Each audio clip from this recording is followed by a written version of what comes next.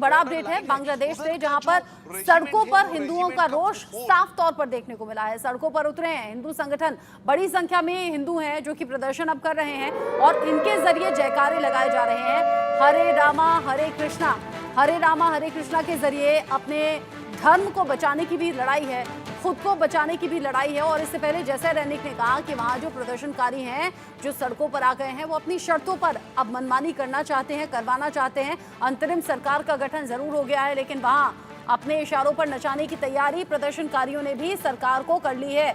इससे पहले संजीव जी, खबरें ये सामने आ रही थी कि अगर चीन समर्थित सरकार बनती है तो ये भारत के लिहाज से ठीक नहीं होगा, या फिर कठपुतली सरकार रहेगी, अपनी उंगलियों पर नचाने का काम चीन कर सकता है या सेना के जरिए ऐसा हो सकता है। लेकिन यहाँ तो उल्टा दिख रहा है, यहाँ तो प्रदर्शनकारी अपनी शर्तें मनवाने में लगे हुए हैं अंतरिम सरकार से, और यहाँ जो हिंदुओं पर हो रहे हमले और अत्याचार हैं उसके खिलाफ हिंदू आ गए हैं बड़ी संख्या में सड़कों पर। हरे रामा हरे कृष्णा के जयकारों की गूंज वहां सुनाई दे रही है सड़कों पर, बिना इस फिक्र के कि ऐसा करने के बाद हो सकता है हमले और बढ़ जाएं। एक बात बहुत स्पष्ट है कि वर्तमान समय में ये जो इंतरिम सरकार बनी है और जो उसके पीछे वहाँ के जो मिलिट्री रूलर्स हैं, जो लीडर्स हैं, उन सभी की ये जिम्मेदारी बनती है कि वो ऐसे दंगाइयों पर क्रैक डाउन करें। क्योंकि ये अगर इस तरीके के जो अराजक उपद्रवी हिंसक जो एलिमेंट्स हैं, जो आतंकी एलिमेंट्स हैं, ये अगर अपने उत्पाद को ऐसे ही करते रहे तो बांग्लादेश भी उसी तरीके के रास्ते पे आगे बढ़ जाएगा, जैसा कि आज पाकिस्तान का भविष्य देख रहे हैं। ये बांग्लादेश के हुक्मरानों की ये पूरी तरह से जिम्मेदारी है कि वो ऐसे तत्वों को रोकें। मोहम्मद यूनुस के नेतृत्व में ये जो अंतरिम गवर्नमेंट बनी है उसको ऐसे तत्वों के ऊपर लगाम लगाने के लिए सख्त कार्रवाई करनी चाहिए, और ये बांग्लादेश के अपने भविष्य के लिए बेहद आवश्यक है। साथ ही साथ जो बांग्लादेश में जो हिंदू कम्युनिटी है, जो माइनॉरिटीज है, उसके ऊपर जो हमले किए जा रहे हैं, जाहिर है कि भारत के प्रधानमंत्री श्री नरेंद्र मोदी के नेतृत्व के इस नए भारत को ये स्वीकार नहीं होंगे। और भारत लगातार बांग्लादेश की अथॉरिटीज के साथ संपर्क में है, और जैसा कि आपने देखा कि हमारे विदेश मंत्रालय के प्रवक्ता श्री रणधीर जायसवाल ने अपने लास्ट जो प्रेस कॉन्फ्रेंस उन्होंने की उसमें कई बार इस बात को दोहराया कि बांग्लादेश के सरकार की जिम्मेदारी है कि वो ऐसे तत्वों पर क्रैक डाउन करें। हिंदू कम्युनिटी पर विशेष रूप से जो हमले हो रहे हैं उनको टारगेट किया जा रहा है, मंदिरों को टारगेट किया जा रहा है, उनके परिवारजनों को टारगेट किया जा रहा है, उसको तुरंत रोकें। क्योंकि इस तरीके की जो घटनाएं हैं वो बांग्लादेश में और अधिक अस्थिरता पैदा करेंगी, और भारत और बांग्लादेश की सीमा पर भी भारत के लिए अनेक तरीके की सुरक्षा संबंधी चुनौतियां पैदा करेंगी, शरणार्थी संकट पैदा करेंगी। तो ये भारत की सरकार लगातार बांग्लादेश की जो वर्तमान में जो इंटरिम गवर्नमेंट है उससे भी, और उसके पीछे जो मिलिट्री लीडर्स हैं उनसे भी ये लगातार ये आग्रह कर रही है कि ऐसे तत्वों पर तुरंत कार्रवाई करें। संजीव जी, एक खबर और सोशल मीडिया पर बहुत ज्यादा बातें हो रही हैं, टिप्पणी हो रही है, वो ये हो रही है मोहम्मद यूनुस को लेकर कि मोहम्मद यूनुस का आने का मतलब ये नहीं है कि हालात बिल्कुल सामान्य हो जाएंगे, वो तो अल्पसंख्यकों के लिए और खतरा पैदा करने वाली बात है। क्या ऐसा है? जी, अभी ये देखना होगा कि ये इंतरिम गवर्नमेंट कितनी प्रभावी है, और मेरा ऐसा असेसमेंट है कि यदि ये इंतरिम गवर्नमेंट अपने दायित्वों को, जो कि सबसे बड़ा उनका दायित्व वर्तमान समय का ये है कि वो कानून और व्यवस्था वहाँ स्थापित हो, ये जो उपद्रवी तत्व हैं उनके ऊपर लगाम लगाई जाए, उनके ऊपर कार्रवाई की जाए, सख्त से सख्त कार्रवाई की जाए, ताकि ये इस तरीके की हिंसा, उत्पात, अराजकता न फैलाने पाए। यदि ये सरकार ऐसा करने में सफल होती है तो आगे कुछ अच्छा रास्ता निकल सकता है।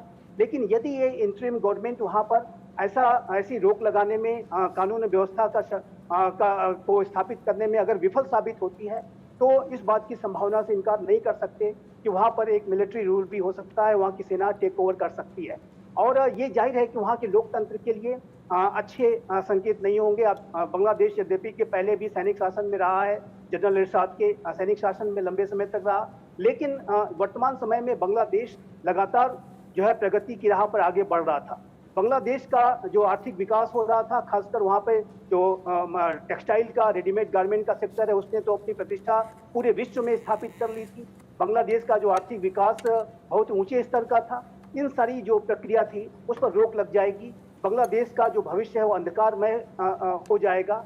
इसीलिए मैं फिर से इस बात को कहूंगा कि ये बांग्लादेश के वर्तमान में जो इंटरिम गवर्नमेंट है और वहाँ पे जो सैनिक शासक है उन सभी की जिम्मेदारी बनती है कि वो अपने लोकतंत्र को बचाएं और अपने अंदर अपने देश के अंदर कानून और व्यवस्था स्थापित करने के लिए ऐसे उपद्रवियों प्रदर्शनकारियों पर सख्त से सख्त कार्रवाई करें, माइनॉरिटीज पर किए जा रहे हिंदू कम्युनिटीज पर किए जा रहे हमले को रोकें और यदि वो ऐसा करने में विफल होते हैं तो सबसे बड़ा जो नुकसान है, मैं फिर से एक बार कहूंगा, ये बांग्लादेश का होगा। भारत तो इससे प्रभावित होगा ही, लेकिन पूरा क्षेत्र इससे प्रभावित होगा, पूरा साउथ एशिया रीजन और विश्व में भी इसके बहुत ही गलत मैसेज जाएंगे।